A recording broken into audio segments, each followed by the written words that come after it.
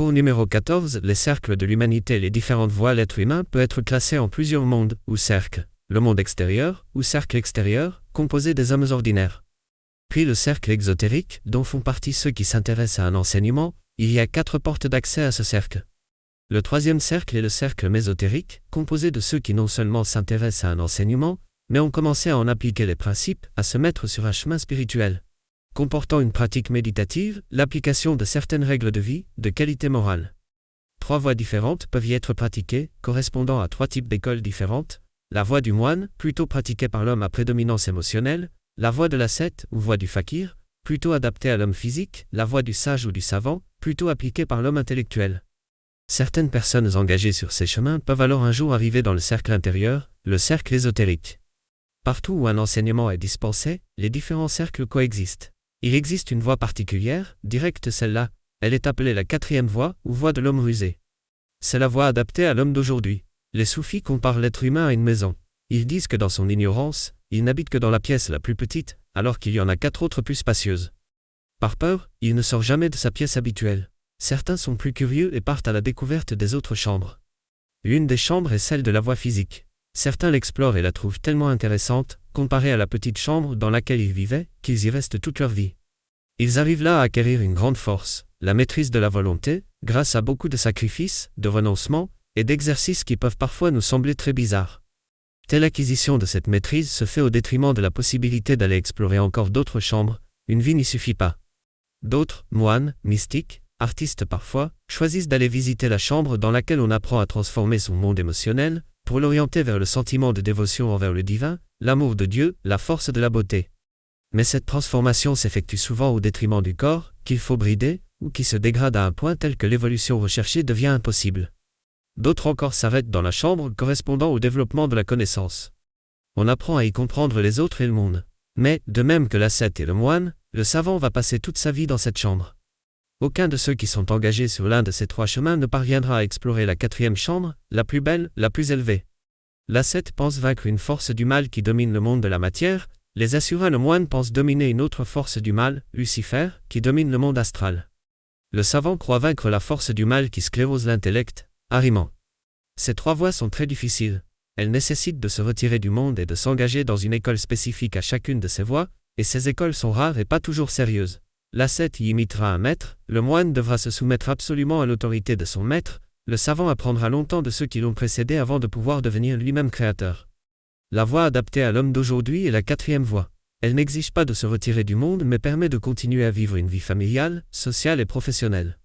Bien plus, cette vie est considérée comme nécessaire pour arriver à compenser son karma. Elle constitue donc l'endroit le meilleur pour arriver à se réaliser, puisqu'elle correspond à ce que nous sommes, c'est-à-dire à ce que le passé a fait d'eux. Nous, le travail se fait en même temps dans le domaine physique, émotionnel et intellectuel, car cet enseignement véhicule une idée que les autres enseignements ne révèlent qu'à la fin du parcours.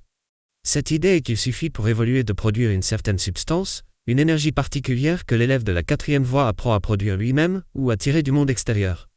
Certains maîtres appellent cela « avaler une certaine pilule ».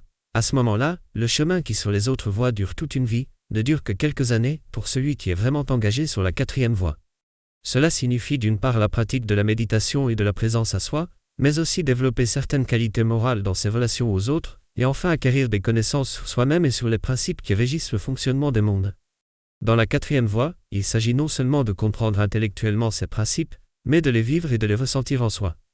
Il existe 4 principes inséparables, 4 verbes qu'on retrouve dans toutes les écoles de sagesse d'Orient et d'Occident: savoir, oser, vouloir et se taire. Savoir ce qu'il faut faire par exemple, oser le faire, vouloir suivre l'enseignement, le comprendre. Se taire, c'est par exemple ne pas parler de l'enseignement à quelqu'un d'extérieur à l'enseignement, car il ne le comprendrait pas.